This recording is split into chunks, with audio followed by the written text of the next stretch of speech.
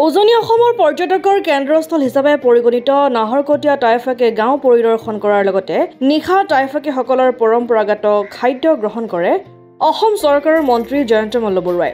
ভাৰত স্বাধীন হোৱাৰ পিছত পোনপ্ৰথমবাৰৰ বাবে চৰকাৰে গ্ৰহণ কৰা এনে পদক্ষেপৰ জৰিয়তে গাঁৱে ভূঞে থকা জ্বলন্ত সমস্যাসমূহ সমাধানৰ পথ প্ৰশস্ত হ'ব বুলি মন্তব্য কৰে নামফাকে গাঁৱৰ বৌদ্ধ বিহাৰৰ মুখ্য পৰিচালক সদৌ অসম বৌদ্ধ মহাসভাৰ সভাপতি ভান্তে জ্ঞানপাল মহাথেৰে। উল্লেখযোগ্য যে নাহৰকটীয়াত গাঁও চলো অভিযানত অংশগ্ৰহণ কৰি থলুৱা জনগোষ্ঠীৰ খাদ্যৰ সোৱাদ ল'লে অসম চৰকাৰৰ মন্ত্ৰী জয়ন্ত মল্লবৰুৱাই। আমাৰ দল আৰু চৰকাৰৰ গাঁও চলো অভিযানৰ জৰিয়তে আমি প্ৰত্যেকে বিভিন্ন গাঁও অঞ্চলত এৰাতি থকাৰ পৰিকল্পনা কৰিছিলোঁ আৰু প্ৰতিখন গাঁৱত বিভিন্ন গাঁৱত এনেদৰে থকাৰ সৌভাগ্য আমাৰ হৈছিলে। যোৱাকালি মই নাহৰকটীয়াৰ এই নামফাকে গাঁৱলৈ আহিছিলোঁ আৰু যোৱা ৰাতি আজি আগবেলা সময়ত গোটেই নামফাকে গাঁৱৰ বিভিন্ন অঞ্চললৈকে গ'লোঁ, বিভিন্নজনৰ লগত বাৰ্তালাপ কৰিলোঁ আৰু সঁচাকৈ এক অপূৰ্ব গাঁও।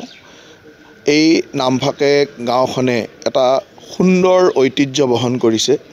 মাত্ৰ 2000 সংখ্যাত থকা এটা জনগোষ্ঠীয়ে নিজৰ ভাষা, সংস্কৃতি, সাহিত্য, নিজৰ লোকাচাৰ, নিজৰ খাদ্যাভ্যাস, নিজৰ পোচাকৰ পৰিচয় এই ধৰণে সকলোকে সংৰক্ষিত কৰি আগন্তুক দিনত আগবঢ়াই নিয়াৰ যি পৰিকল্পনা সি সঁচাকৈয়ে এনেকুৱা দৃষ্টান্ত পৃথিৱীত বিৰল।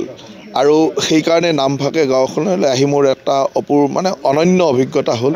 বিভিন্নজনৰ লগত আলোচনা কৰিলোঁ। এটা সৰু জনগোষ্ঠীয়ে নিজৰ সকলো পৰম্পৰা কেনেকৈ ধৰি ৰখাটো আমাৰ কাৰণে গৌৰৱ আৰু ইয়াৰ মূল চালিকা শক্তিহে হ'ল এই বৌদ্ধ বিহাৰ। এই বৌদ্ধ বিহাৰৰ আধ্যাত্মিক দৰ্শনে সকলোকে একাত্মতাৰে বান্ধি ৰাখিছে আৰু নিজৰ সংস্কৃতি, নিজৰ সাজ পোছাক, খাদ্যাভ্যাস, নিজৰ লোকাচাৰ সকলো সংৰক্ষণ কৰি ৰখা, আগবঢ়াই নিয়াৰ কাৰণে বা নিজৰ মাজত জীয়াই ৰখাৰ কাৰণে প্ৰেৰণা দিছে।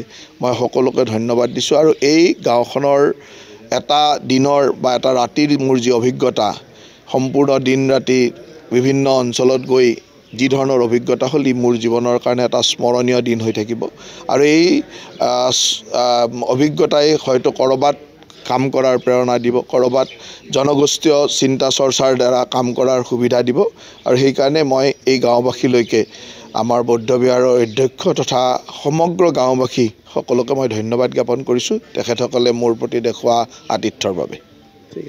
নাহৰকটীয়াৰ পৰা ক্ষীৰোদ কোঁৱৰৰ ৰিপৰ্ট, অসম আদিত্য।